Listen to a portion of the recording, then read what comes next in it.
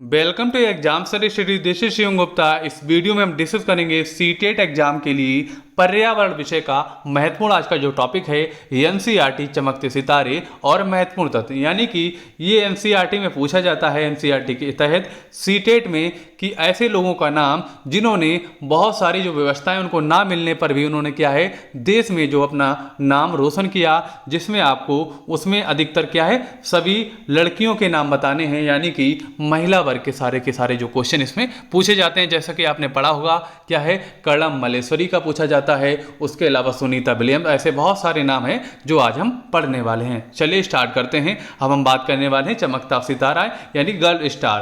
पहले हम बात करेंगे स्टार्ट से नंबर 1 से, जो आपकी कौन है, ये अनीता कुशवाहा हैं, जिन्होंने हमारे क्या है देश में क्या है नाम रोशन किया। चलिए इनके बारे में बात कर लेते हैं।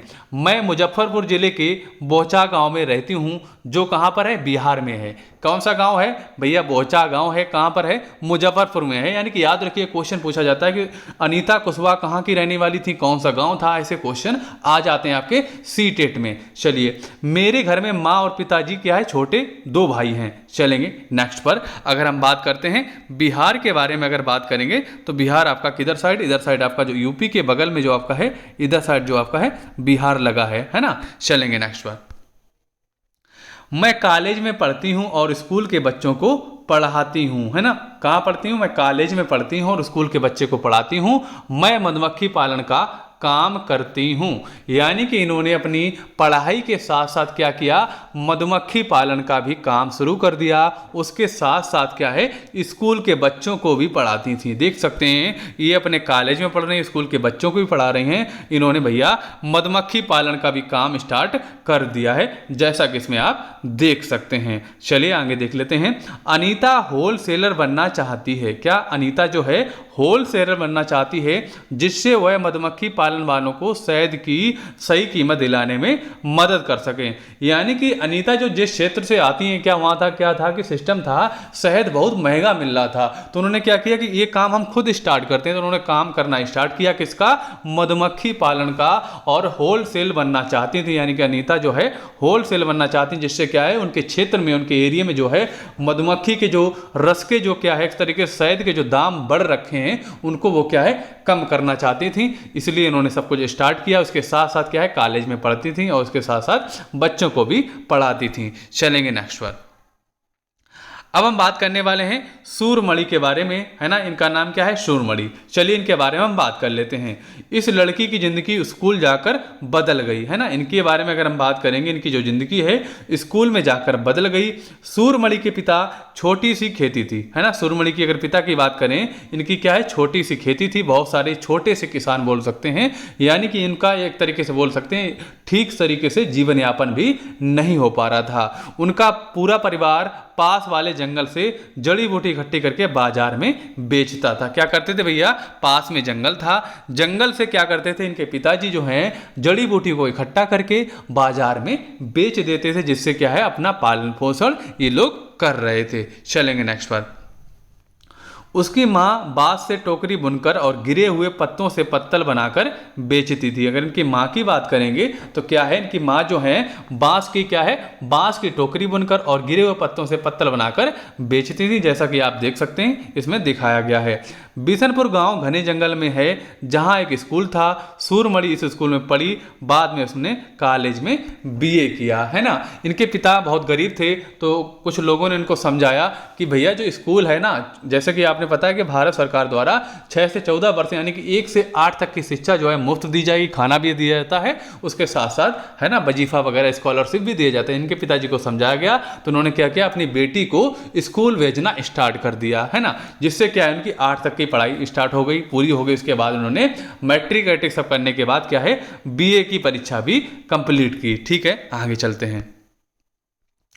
सूरमणि 21 साल की थी जब उसने क्या है उसने बासवी दादी जो दीदी हैं और कई लोगों की मदद से एक केंद्र खोला, है ना। एक तरीके का इन्होंने क्या एनजीओ खोल लिया, कब 21 साल की उम्र में, है ना। सबकी मदद से यानी कि बासवी दीदी और कई लोगों की मदद से खोला।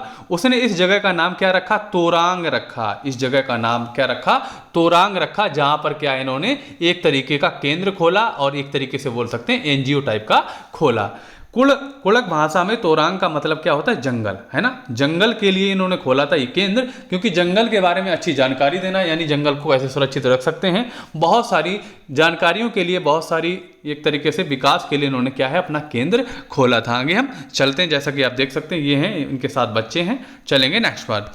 नेक्स्ट की अगर हम बात करते हैं, झारखंड में जंगल बचाओ आंदोलन का नेतृत्व सूरमणि ने किया था, जो एक पत्रकार भी थी। यानी कि इन्होंने भैया जो केंद्र खोला था जंगल बचाओ के लिए और जंगल की बहुत सारी जानकारियों के लिए, इन्होंने इसके साथ साथ क्या है झारखंड में जंगल बचाओ का एक क्या आंदोलन का नेतृत्व किया था। अगर बात करते हैं सूरमणि जो है कहाँ की रहने वाली थी, ये भैया आपकी क्या है कहाँ की रहने वाली, झारखंड की रहने वाली थी। अगर गांव की बात करें तो इनका गांव का नाम क्या था, बिशनपुर गांव के जंगल में है ना, इनका गांव का नाम क्या था, बिशनपुर। चलेंगे नेक्स्ट पर।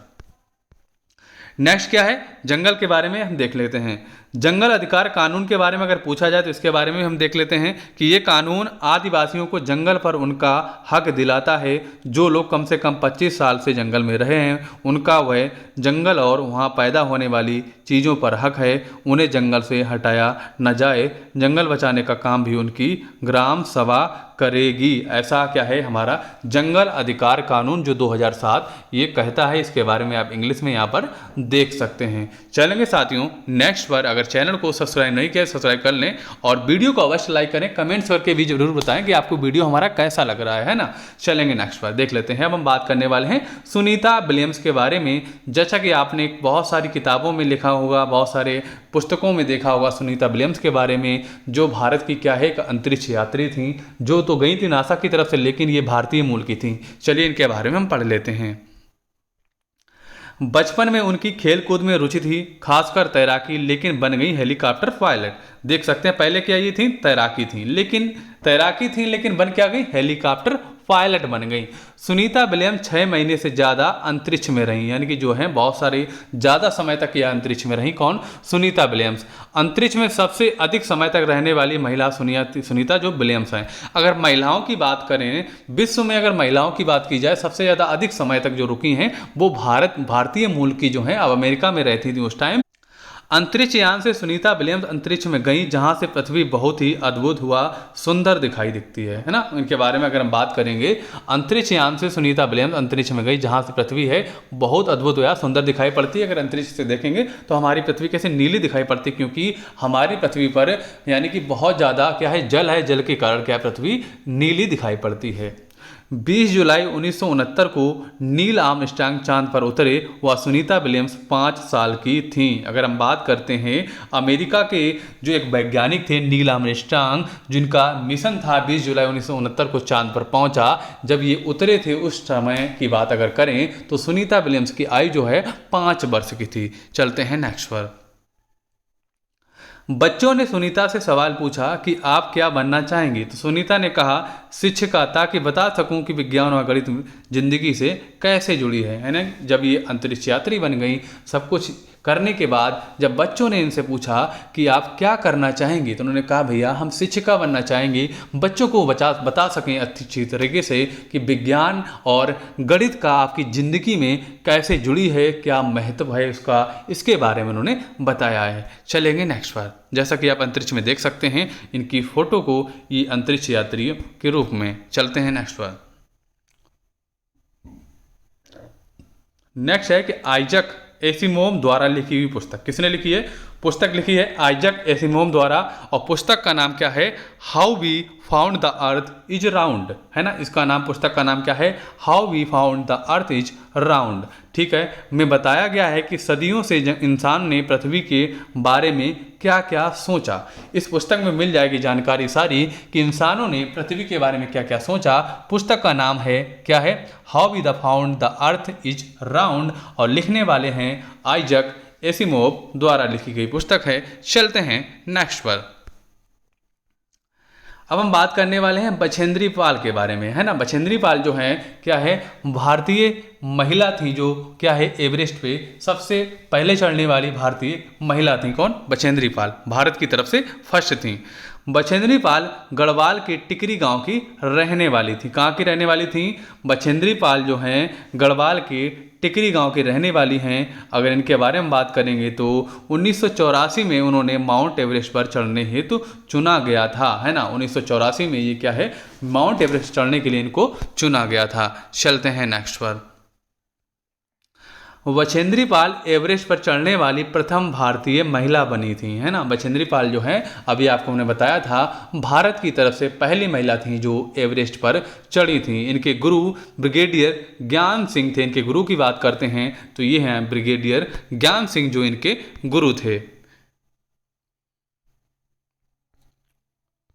अब हम बात करने वाले हैं कर्णम मल्लेश्वरी के बारे में। इनके बारे में हम बात करने वाले हैं। कर्णम मल्लेश्वरी के बारे में अगर हम बात करेंगे तो क्या है, कर्णम मल्लेश्वरी एक क्या है, वेट लिफ्टर हैं। क्या है, कर्णम मल्लेश्वरी जो हैं एक वेट लिफ्टर हैं। ये आंध्र प्रदेश की रहने वाली हैं। कहाँ की रहने वाली है कर्णम मल्लेश्वरी? ये भैया आंध्र प्रदेश की रहने वाली हैं। इनके पापा पुलिस में हवलदार हैं। इनके पापा जो हैं क्या हैं, पुलिस में हवलदार हैं। चलते हैं नेक्स्ट पर।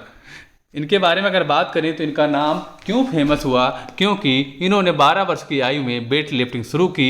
ये 130 किलो तक वजन उठा लेती हैं। इन्होंने प्रतियोगिता में क्या है भैया, मेडल जीता था 130 किलो वजन उठाकर। इन्होंने भारत के बाहर 29 मेडल जीते, देख सकते हैं 29 मेडल जीते, बहुत ज़्यादा मेडल जो हैं इन्होंने भारत के बाहर जीते। उनकी 4 बहनें भी वेट लिफ्टर हैं। इनकी जो बहनें 4 हैं वो भी क्या हैं, वेट लिफ्टर ही हैं। अब हम बात करने वाले हैं लेफ्टिनेंट कमांडर वाहिदा प्रिज्म के बारे में। इसके बारे में भी हम देख लेते हैं, क्योंकि इनका नाम बहुत फेमस हुआ है कि इन्होंने अपने इस तरीके से बहुत सारे जो काम अच्छे किए हैं। लेफ्टिनेंट कमांडर वाहिदा प्रिज्म भारतीय नौसेना में डॉक्टर हैं और नौसेना के समुद्री जहाज पर काम करने वाली गिनी चुनी महिलाओं में से एक हैं। ये पहली महिला हैं जिन्होंने एक पूरी परेड की कमान संभाली है। देख सकते हैं इन्होंने क्या किया भैया, पूरी परेड की कमान संभाली है। ये लेफ्टिनेंट कमांडर वाहिदा जो प्रिज्म हैं एक पहली महिला जो डॉक्टर के रूप में हैं, जो नौसेना समुद्री जहाज काम करने वाली गिनी चुनी महिलाओं में आती हैं। चलेंगे नेक्स्ट पर। ये जम्मू कश्मीर की राजौरी जिले की थन्ना मांडी नाम के बहुत से क्या है, छोटे गांव की हैं। कौन? वाहिदा प्रिज्म। जब परेड होती है तो लीडर के पीछे 4 टुकड़ियां चलती हैं, है ना। जब परेड होती है उसकी ये लीडर हैं जिसके पीछे क्या है, 4 टुकड़ियां चलती हैं। पूरी परेड में 36 निर्देश देने होते हैं, है ना। अगर पूरी परेड की बात करते हैं तो इसमें भैया 36 निर्देश देने होते हैं, जो क्या है वाहिदा प्रिज्म अपना काम बखूबी से निभा लेती हैं, है ना। आगे बात करने वाले हैं। प्रिज्म एक तिकोना कांच होता है जो 7 रंग का होता है। प्रिज्म के बारे में आपने पढ़ा ही होगा। अगर बात करेंगे तो आप शिक्षक बनने की तैयारी कर रहे हैं तो आपने कक्षा 8 से ही पढ़ लिया होगा प्रिज्म के बारे में, जिसमें क्या है 7 रंग दिखाई देते हैं। चलते हैं अपने वीडियो को अंत करने की ओर। अगर वीडियो आपको अच्छा लगा तो वीडियो को अवश्य लाइक करें, ज़्यादा से ज़्यादा शेयर करें। चैनल को अगर सब्सक्राइब नहीं किया सब्सक्राइब कर लें, जिससे आपको हमारे डेली के डेली जो है वीडियो मिलते रहें। चलिए दोस्तों, मिलते हैं अपने अगले वीडियो के साथ। तब तक के लिए जय हिंद, वंदे मातरम साथियों।